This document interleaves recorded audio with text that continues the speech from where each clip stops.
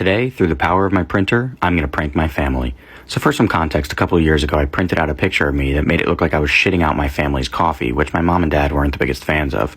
And throughout the past year, my parents have been remodeling my childhood home, and I've replaced the old coffee maker with a sleeker version that sadly lacks my customization. And when I asked my mom whether I could move the picture of me onto the new coffee maker, she said that the new kitchen was, quote, too fancy for that, whatever the fuck that means.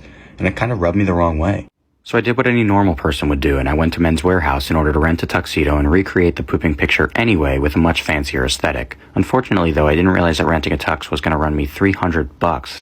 So I told my parents that I wanted to come have dinner with them, only I had a plan up my sleeve. When dinner was over, I snuck upstairs and stole a tuxedo that my dad wore on his wedding day so that I could take my fancy toilet picture for free.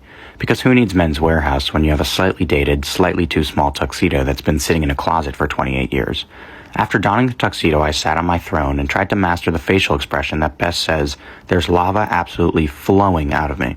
When I was satisfied, I took the train back to New York City where my trusty printer awaited me.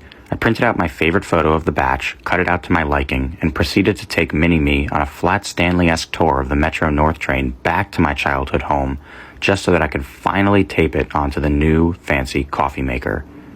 Needless to say, my parents are not too thrilled.